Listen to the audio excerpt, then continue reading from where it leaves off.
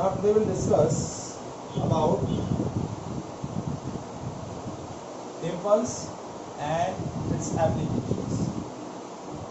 तो last class में जैसा हमने डिस्कस किया था कि impulse क्या होता है. Impulse is equals to change in momentum, or when large amount of force or large magnitude force is applied on object for a small duration, it will create a impulse. So impulse को हम represent करते हैं J is equals to F into delta T, और J is equals to change in momentum. That is called impulse. Change in momentum or force into small time interval. Its product is known as impulse. Now we will discuss the applications of impulse on real life situations. देखिए पहला application में discuss कर रहा हूँ. Whenever an athlete doing a long jump or high jump, देखिए जब भी कोई एथलीट जब लॉन्ग जंप करता है या हाई जंप करता है, so the floor is question या सैंड का फ्लोर होता है. जब भी वो जंप करके उसी साइड जंप करता है तो जो फ्लोर बना रहता है सामने वाली साइड में, या तो वो क्वेश्चन का फ्लोर रहता है और either the floor is made up from the sand. Floor जो होगा वो स्मूथ रहेगा, मतलब क्या रहेगा, सॉफ्ट रहेगा, हार्ड नहीं. ऐसा क्यों किया जाता है? Why the floor is made up from cushion or made up from sand? What is the reason behind it?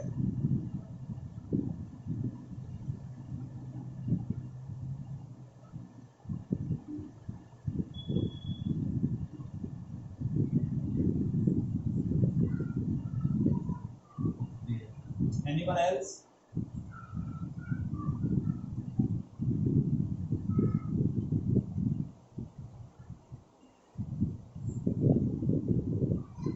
Okay.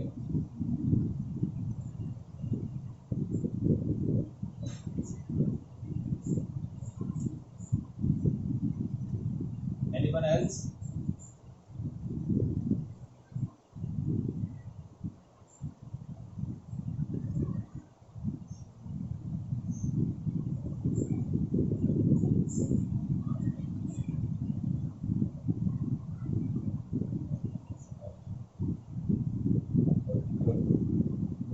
ठीक है. सो देखिए राहुल ने अच्छा बताया. क्या है लॉजिक में वापस से एक्सप्लेन कर रहा हूँ. Whenever athlete doing a long jump or high jump, so the floor is made up of either cushion or either sand, either from sand. ऐसा क्यों किया जा रहा है? क्योंकि suppose the floor is made up from any hard substance. नहीं, आपका जो फ्लोर है किसी सीमेंट का फ्लोर बना रहेगा तो क्या होगा, as it jump over the hard floor its velocity immediately becomes zero, because as it travel with a higher velocity, क्योंकि वो जब लॉन्ग जंप कर रहा है या क्या कर रहा है, हाई जंप कर रहा है, तो उसकी वेलोसिटी बहुत ज़्यादा है. जंप करने के बाद जैसे ही वो हार्ड फ्लोर को टच करेगा, its velocity immediately become zero. As the velocity, initial velocity is high and final velocity is immediately zero. Means initial momentum is high but final momentum is zero. So change in momentum is quite high. Change in momentum is quite high. So it will create large impulse. It will create a large impulse on the floor. So from the Newton's third law of motion, each action has an equal and opposite reaction. If the athlete create a large impulse on the floor, then the floor also create a large impulse on the athlete body. और वो जो impulse होगा that will damage the parts of the athlete. Body parts of athlete, पाँव भी लग सकती है और कहीं पर भी लग सकती है. क्योंकि देखिए जैसे वो हार्ड फ्लोर पर जंप करेगा, इस वेलोसिटी इमीडिएटली बिकम्स जीरो. तो चेंज इन मोमेंटम क्या होगा, इनिशियल मोमेंटम तो बहुत हाई है क्योंकि वो लॉन्ग जंप करके आ रहा है, तब उसकी वेलोसिटी बहुत ज़्यादा है, तो इनिशियल मोमेंटम तो बहुत ज़्यादा है, लेकिन फाइनल मोमेंटम इमीडिएटली जीरो हो जाएगा. तो चेंज इन मोमेंटम बहुत ज़्यादा हो गया. Change in momentum is high then impulse is high. So impulse high होगा तो If the body exert a large impulse, large impact on the floor, so from the Newton's third law of motion, each action is an equal and opposite reaction. तो floor क्या करेगा, body पर और ज्यादा क्या करेगा, उतना ही अमाउंट का इम्पल्स क्या करेगा, एक्सर्ट करेगा, अपोजिट होगा और इक्वल अमाउंट में होगा, तो that will create an injury to the athlete. Is it clear? अब सैंड या कुशन का फ्लोर लगाने से क्या फायदा हो रहा है, as we make a floor of cushion और sand, so velocity of the athlete reduces slowly and it will become zero after certain period of time. मतलब immediately zero नहीं होगी, जैसे ही वो सैंड या कुशन फ्लोर को टच करेगा उस टाइम उसका वेलोसिटी कुछ कम हुआ, फिर कुछ और कम होगा, कम होता जाएगा, कम होता जाएगा, कम होता जाएगा, और after certain interval of time velocity becomes zero. So change in momentum is a small. So change in momentum is small, so impulse is small. So the body exert a small impulse on the floor, then floor also exert a small impulse on the body. Each action has a equal and opposite reaction. ये logic लगेगा कि body जो है, athlete जो है वो floor पर less impulse exert करेगा, तो वापस फ्लोर भी क्या करेगा, एथलीट की बॉडी पर लेस इंपल्स एक्सर्ट करेगा, तो उस वजह से उसको चोट लगने का जो चांसेस है वो रिड्यूस हो जाएगा या नहीं लगेगी. Is it clear? लॉजिक समझ में आया?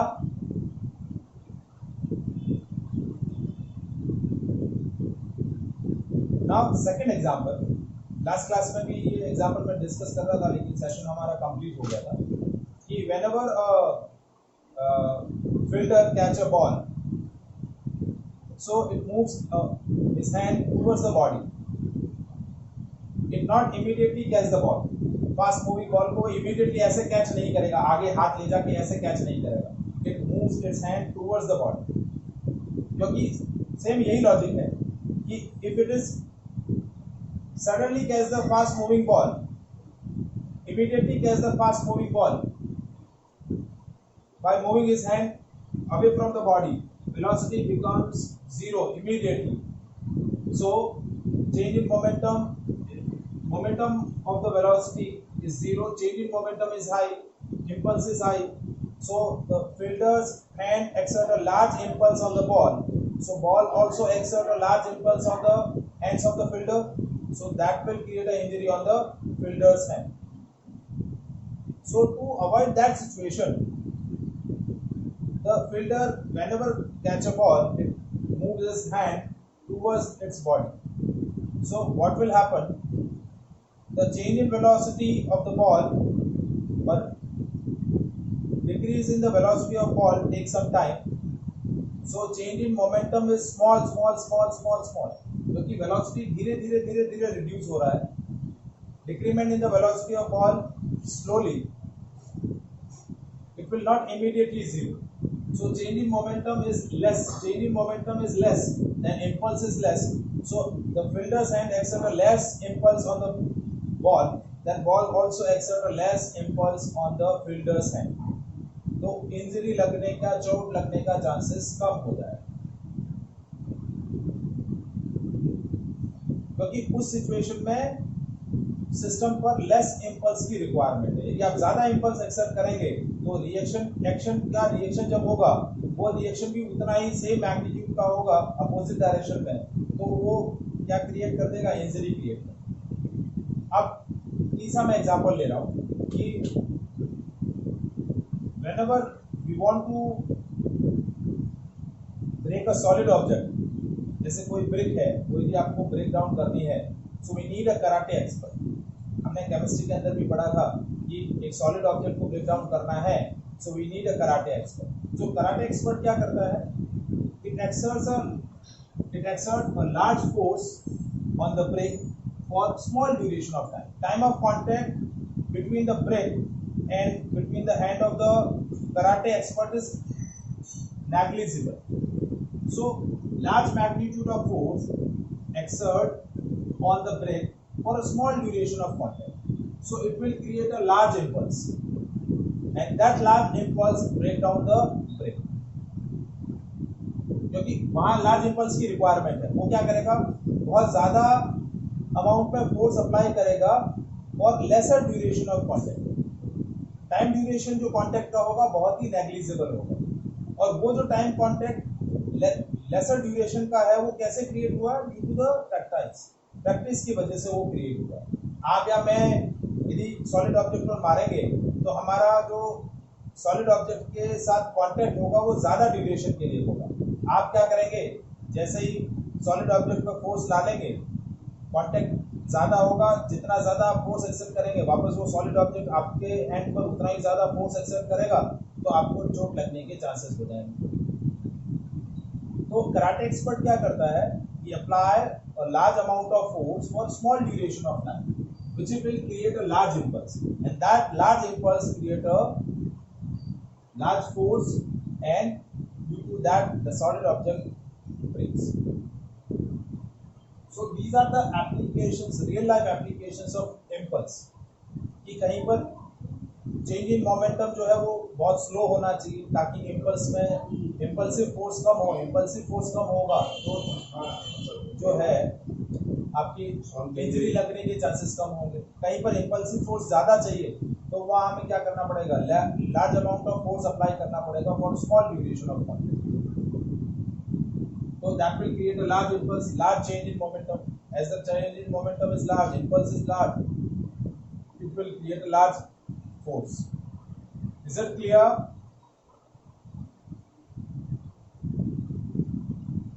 So these are the real life applications of the impulse. समझ में आया?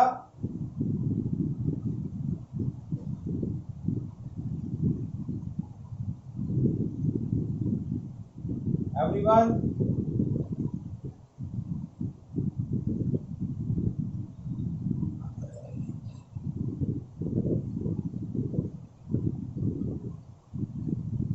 Now we'll move to the next topic of this chapter, Newton's third law of motion.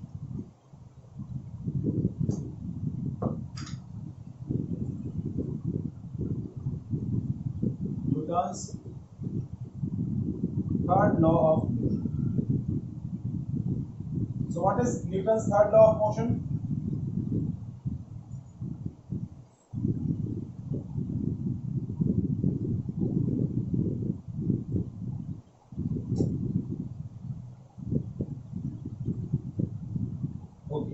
So इसी को हम थोड़ा सा सिंपल लैंग्वेज में बोले, every action has a equal and opposite reaction. Every action has an equal and opposite reaction. Now what is action and what is a reaction? When suppose two objects are in contact with each other, जैसे we are taking an object of mass m which is placed on a floor, तो अब क्या हो रहा है, ये जो object है वो इस फ्लोर पर फोर्स लगा रहा है, so this is called action.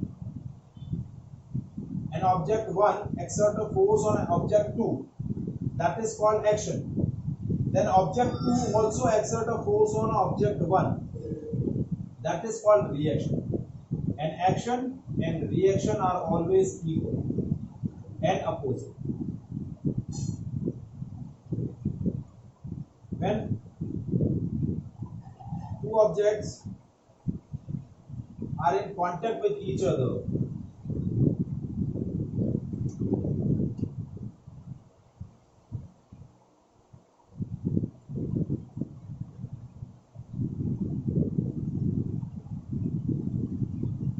yes,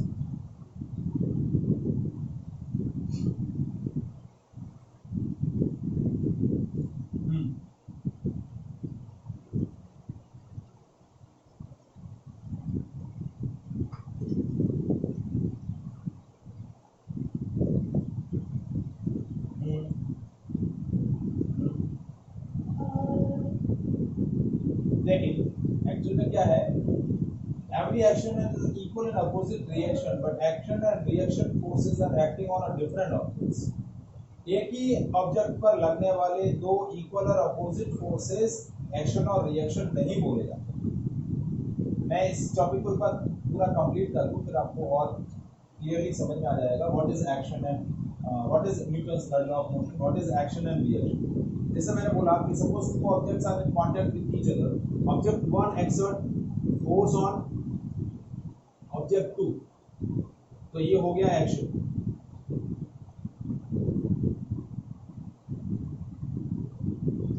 And object 2 exerts force on object 1 is called the reaction.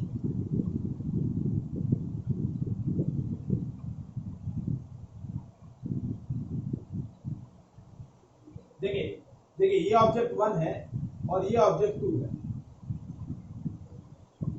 मैंने ऑब्जेक्ट ऑफ मास, ये ऑब्जेक्ट 1 है, ये ऑब्जेक्ट 2 है। तो ऑब्जेक्ट 1 जो फ्लोर पे फोर्स लगा रहा है वो एक्शन, और फ्लोर वापस ऑब्जेक्ट पर जो फोर्स लगा रहा है अपोजिट डायरेक्शन में, वो है reaction. So every action has an equal,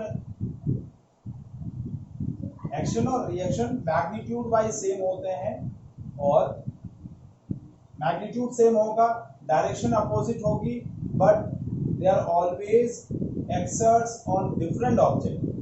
देखिए ऑब्जेक्ट 1 ये है, ये 2 पर जो फोर्स लगा रहा है वो एक्शन है, और 2 जो 1 पर फोर्स लगा रहा है वो रिएक्शन है। एक ही ऑब्जेक्ट पर लगने वाले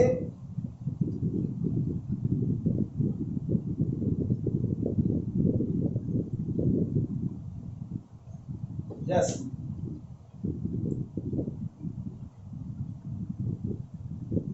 यस अलग अलग same force will be exert on a different object in a opposite direction. Same force लगेगा अपोजिट डायरेक्शन पर बट डिफरेंट ऑब्जेक्ट्स पर। तो हमारा जो मेन पॉइंट है वो क्या है, पहला पॉइंट समझ में आया। अब दूसरा पॉइंट क्या है, that action and reaction forces are always acting on different object. A pair of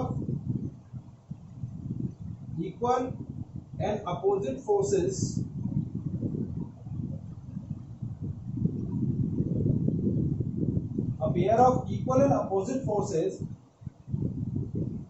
acting on same object are never considered as action reaction pair. एक ही ऑब्जेक्ट पर लगने वाले दो इक्वल और अपोजिट फोर्सेस एक्शन और reaction नहीं बोले जाएंगे। इसको मैं क्लियर आउट कर रहा हूं। जैसे देखिए ये ऑब्जेक्ट मैंने फ्लोर पे रखा, ठीक है, अब और ये नीचे की साइड में ये अर्थ है, ठीक है।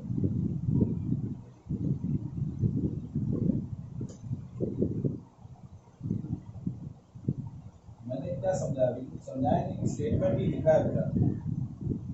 देखिए स्टेटमेंट क्या, देखिए एक्शन और रिएक्शन, हमने क्या बोला कि action and reaction forces are always acting on a different object. Action और रिएक्शन हमेशा डिफरेंट ऑब्जेक्ट पर लगेगा, और एक ही ऑब्जेक्ट पर लगने वाले दो इक्वल और अपोजिट फोर्सेस कभी भी एक्शन और रिएक्शन पेयर नहीं हो, क्या होंगे, एक्शन और रिएक्शन नहीं होंगे। जैसे देखिए ये ऑब्जेक्ट 1 है, ये फ्लोर के साथ कांटेक्ट में है, तो ऑब्जेक्ट 1 इस पर फोर्स लगा रहा है, इसका रिएक्शन क्या हुआ, ये रिएक्शन, ये एक्शन, ये रिएक्शन। यानी ऑब्जेक्ट ने फ्लोर पे लगाया वो एक्शन, फ्लोर ने वापस ऑब्जेक्ट पे लगाया वो रिएक्शन। अब देखिए दूसरा मैं एक्शन रिएक्शन, ये एक्शन और रिएक्शन पेयर है। अब मैं क्या कर रहा हूँ, एक दूसरा एग्जांपल ले रहा हूँ एक्शन और रिएक्शन का। As we know that earth pulling each and every object towards its centre.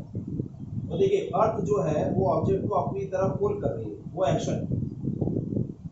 अब हम भी अर्थ को अपने सेंटर की तरफ पुल करते हैं, ये रिएक्शन। अब आप बोलेंगे कि सर हम कैसे कर सकते हैं, हम तो कहीं करते हैं, हम करते हैं, हम उतने ही मैग्नीट्यूड से, we are also exerting the same magnitude of force on the earth, but the mass of earth is high or quite large, so acceleration is less. तो हमारा ऑब्जेक्ट का मूवमेंट जो है वो ऑब्जर्वेबल होता है कि अर्थ जो है ऑब्जेक्ट को अपने सेंटर की तरफ पुल कर रही है, ऑब्जेक्ट फ्री फॉल हो रहा है, वो दिखता है। लेकिन जो अर्थ को हम अपने सेंटर की तरफ पुल कर रहे हैं वो क्या है, ऑब्जर्वेबल नहीं होता। क्यों नहीं होता? क्योंकि अर्थ का मास ज्यादा है, मास ज्यादा है तो एक्सेलरेशन कम हो।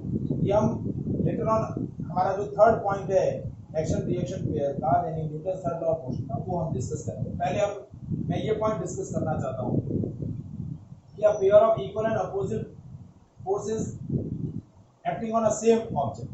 तो देखिए ये एक्शन, ये रिएक्शन हुआ वापस।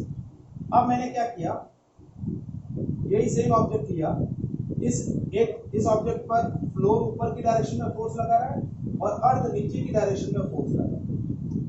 तो ये एक ही ऑब्जेक्ट पर लगने वाले दो इक्वल और अपोजिट, ये देखिए ये नॉर्मल फोर्स है और ये ग्रेविटी है, फोर्स ग्रेविटी।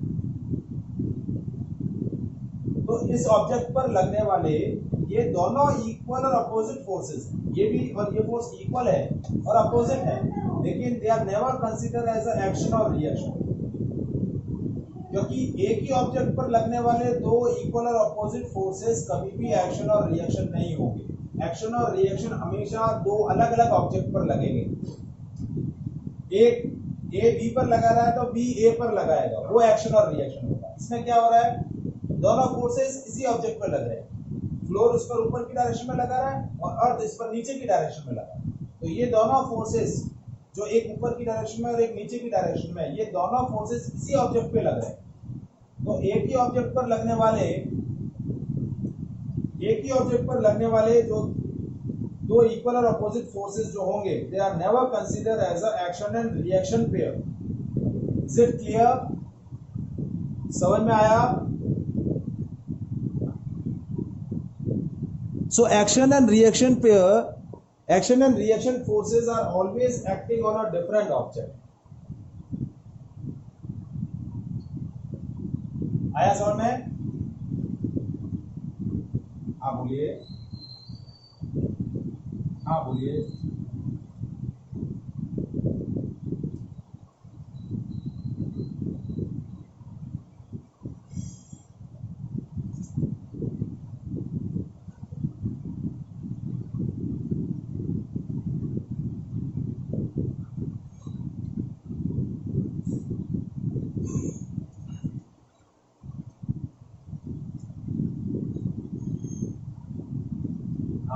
सेम मैग्नीट्यूड का फोर्स दो अलग अलग ऑब्जेक्ट्स पर लगेगा और दोनों पर जो फोर्स लग रहा है उसकी डायरेक्शन अपोजिट होगी। देखिए जैसे मैंने एक्शन लिया 5 न्यूटन, तो 5 न्यूटन फोर्स लग रहा है ऑब्जेक्ट ए पर बी की वजह से, और 5 न्यूटन फोर्स लग रहा है ऑब्जेक्ट बी पर ए की वजह से,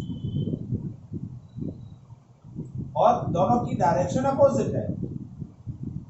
ए बी पर लगा रहा है, बी ए पर लगा रहा है, दोनों फोर्सेस अपोजिट है, सेम मैग्नीट्यूड के और अलग अलग ऑब्जेक्ट पे लग रहे हैं। अब मैग्नीट्यूड सेम हुआ। अब तीसरा पॉइंट हमारा क्या है कि action and reaction forces are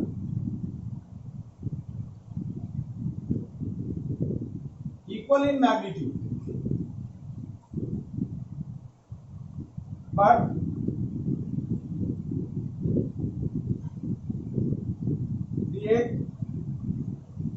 different acceleration in objects on which they are acting.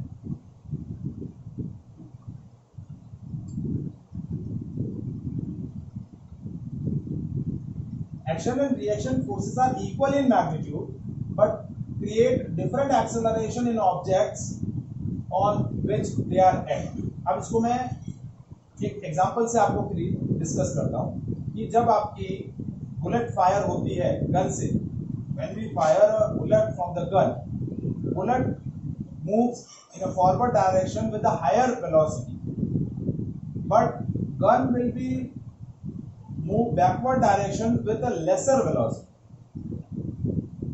देखिए दोनों में बुलेट और गन पर लगने वाले फोर्सेस सेम है, एक एक्शन है एक रिएक्शन है। गन ने बुलेट पे मारा, बुलेट ने वापस गन पे मारा, वो एक्शन और रिएक्शन हुआ। एक्शन और रिएक्शन मैग्नीट्यूड वाइज सेम है, लेकिन एक्सेलरेशन क्या होता है? एक्सेलरेशन होता है फोर्स अपॉन मास। तो जिसका मास ज्यादा होगा उसका एक्सेलरेशन कम होगा। फोर्स दोनों में सेम है। जैसे मैंने ये बोला कि फ्लोर, मैंने एक ऑब्जेक्ट जो है फ्लोर पे रखा, ऑब्जेक्ट का मास m है, फ्लोर का मास कैपिटल है, तो ऑब्जेक्ट का एक्सेलरेशन क्या हुआ? Acceleration of object is equals to f by small m, ये स्मॉल m, और एक्सेलरेशन ऑफ फ्लोर क्या हुआ? a2, that is f by capital M। Forces दोनों सेम है, एक्शन और रिएक्शन दोनों f ही है। इसने इस पर f लगाया, फ्लोर ने वापस इस पर f लगाया, लेकिन मासेस अलग अलग है। मासेस अलग अलग होने की वजह से एक्सेलरेशन अलग अलग हुए। देखिए capital M is more than small m, floor का मास ऑब्जेक्ट के मास से ज्यादा है, इसलिए एक्सेलरेशन जो होगा फ्लोर का वो ऑब्जेक्ट के कंपैरिजन में कम होगा। So action and reaction forces are equal in magnitude, but create different acceleration in objects on which they are acts। वो अलग अलग एक्सेलरेशन प्रोड्यूस करेंगे। जैसे देखिए मैं एक और एग्जांपल ले रहा हूं, जैसे each and every object is pulling towards the center of earth। Object का मास स्मॉल है, अर्थ का मास कैपिटल है। तो एक्सेलरेशन ऑफ ऑब्जेक्ट, ये एक्शन है और ये वापस रिएक्शन, एक्शन f, रिएक्शन भी f। तो एक्सेलरेशन ऑफ ऑब्जेक्ट क्या आया? f बाय स्मॉल है। एक्सेलरेशन ऑफ अर्थ क्या आएगा? f by capital f। अब mass of earth is quite large then small है, सो एक्सेलरेशन जो होगा वो less than acceleration of object. इसलिए ऑब्जेक्ट की पुलिंग टुवर्ड्स द सेंटर दिखती है, टुवर्ड्स द अर्थ दिखती है। अर्थ की पुलिंग हमारे सेंटर की तरफ नहीं दिखेगी, क्योंकि मास ऑफ अर्थ जो है हमारे मास के कंपैरिजन में बहुत ज्यादा है। आइए तीनों पॉइंट समझ में। About the Newton third law of motion. देखिए मैंने तीन इंपॉर्टेंट पॉइंट डिस्कस किए, मैं रिपीट कर रहा हूं। पहला, every action has an equal and opposite reaction. Action and reaction pair of forces always acting on a different object। A pair of forces which are equal and opposite but acting on the same object are never considered as a action and reaction pair। And third point, that action and reaction forces are always equal in magnitude but create a different acceleration in objects on which they are acting। जैसे देखिए एक और example, जैसे मैंने bullet और gun वाला example दिया, इससे आपको और क्लियर हो गया होगा। जैसे एक और एग्जांपल देता हूँ, जैसे आप कहीं समुद्र किनारे नाव में बोटिंग वगैरह कर रहे हैं, ठीक है। अब बोट में आप बैठे हैं, आपको किनारे पे आना है, तो हम क्या करते हैं? We are exerting a force on the boat in a backward direction. तो बोट क्या करती है? Boat will exert the same amount of force in a forward direction. तो देखिए बोट पर हम जो फोर्स लगा रहे हैं और बोट हमारे पे जो फोर्स लगा रही है वो सेम है, बट अपोजिट डायरेक्शन में तो हमारा एक्सेलरेशन ज्यादा होगा, बोट का मूवमेंट नहीं होगा, क्योंकि बोट बहुत हैवी है, बोट का मास ज्यादा है, तो उसमें प्रोड्यूस एक्सेलरेशन कम होगा। जिसका मास कम होगा उसमें एक्सेलरेशन ज्यादा प्रोड्यूस होगा। Is it clear? So that is called Newton's third law of motion। Is there any doubt? Confirm?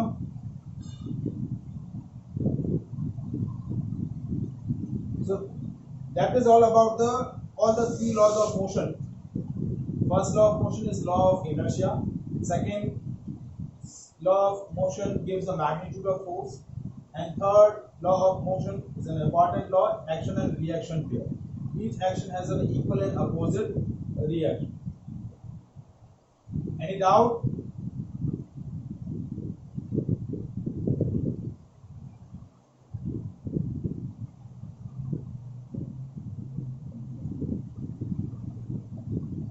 क्या कह रहे हैं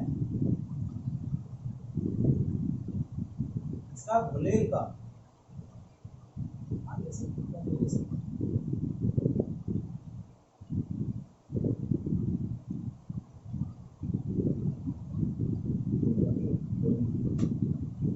Is it clear? ठीक है, so that is all about the today session. आज हम यहीं तक करेंगे, ठीक है। नेक्स्ट क्लास में हम डिस्कस करेंगे law of conservation of momentum, ठीक है। एक लास्ट टॉपिक हमारा बाकी है। हाँ जी बोलिए, कौन सा एक्शन और रिएक्शन का पेयर बताओ।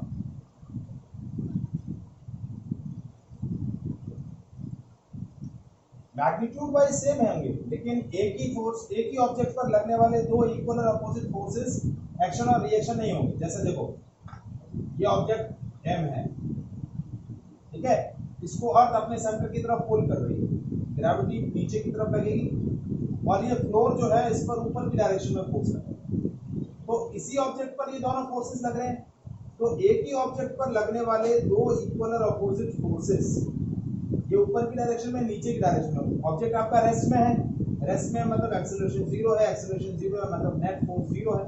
तो ऑब्जेक्ट पर लगने वाले दोनों फोर्सेस का सम जो है वो जीरो है, मतलब ये मैंने F1 ले लिया, ये F2 ले लिया, तो F1 माइनस F2 क्या हो गया, जीरो,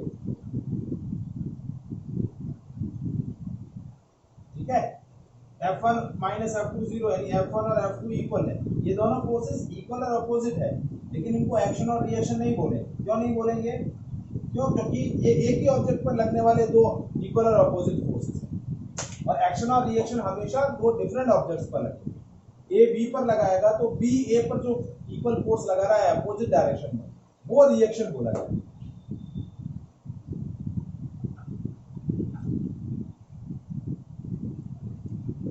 कौन सा?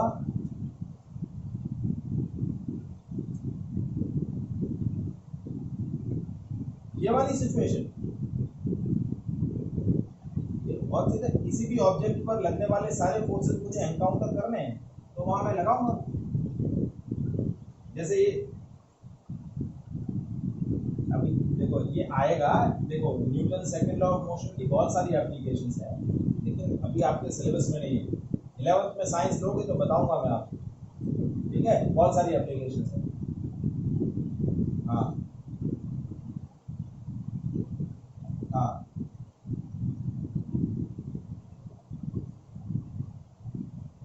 हाँ पक्का है।